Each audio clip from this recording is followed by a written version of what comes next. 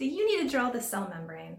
Or are you maybe just a little unsure about how to label the parts of the cell membrane in a diagram? If so, give me a few minutes and we'll figure it out.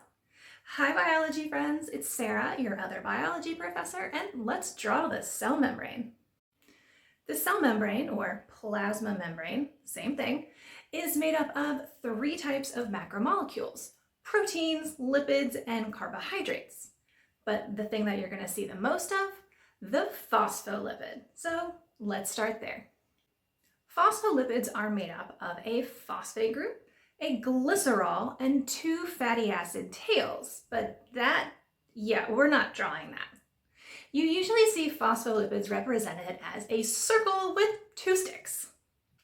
The circle, or head, is hydrophilic, while the sticks, the tails, are hydrophobic. And that makes phospholipids amphipathic, or amphiphilic, meaning they've got regions that are both water-loving and water-fearing in the same molecule. Those fatty acids can be saturated, making for nice straight chains, or unsaturated, introducing 1 or more double bonds that introduce 1 or more kinks in that tail. You'll see a mix of both in the phospholipids in the membrane. The phospholipids organize into a bilayer. Bi means 2, so we've got 2 layers of phospholipids organized tail to tail, meaning the tails are in the middle. That means that the heads, which again, hydrophilic, water-loving, are going to face toward the outside of the cell, the extracellular environment, we'll say that's the top here, as well as the inside of the cell, the cytoplasm. Now, in the near future, we're going to have some molecules that we need to draw embedded into that bilayer. So there's a few ways you could approach drawing this. If you're the organized planner type, you could go ahead and draw your phospholipid bilayer while leaving some gaps to fill in later. Or use something erasable like pencil to draw with.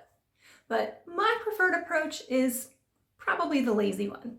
For me, I think it's easiest to just draw the bilayer as a whole, and then later we'll blast over it and fill in so you can't even see the phospholipids behind, because who's gonna know? Nobody's gonna know. They're gonna know. How would they know?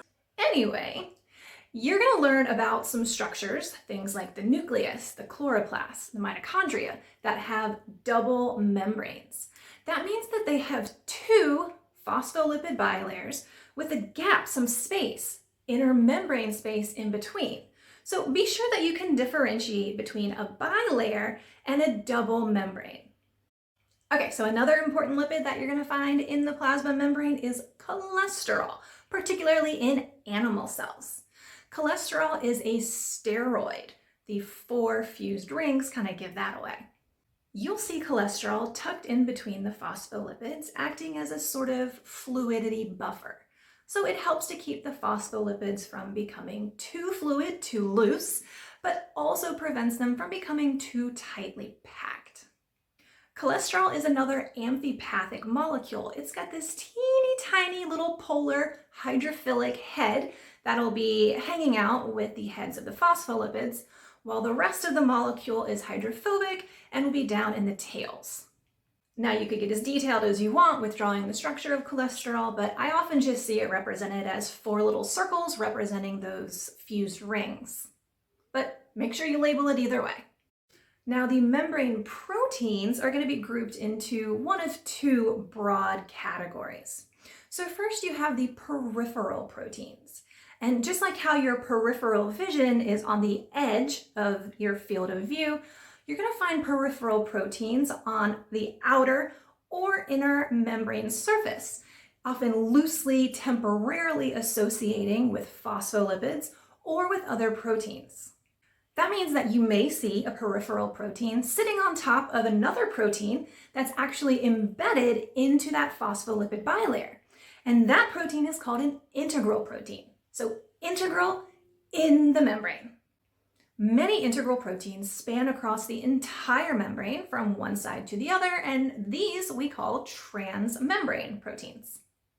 And just like proteins inside the cell, the proteins in the plasma membrane stay busy, There's a lot of diversity in terms of the functions of these proteins, which means there's a lot of diversity in protein structure as well.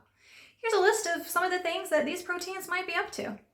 Many transmembrane proteins will have a little bit of a tunnel through them, allowing them to act as pumps or channels in transport, transporting surfaces from one side of the membrane to the other.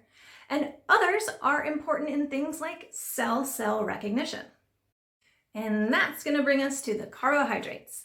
So short chains of carbohydrates called oligosaccharides. You'll see these represented as like little chains of hexagons.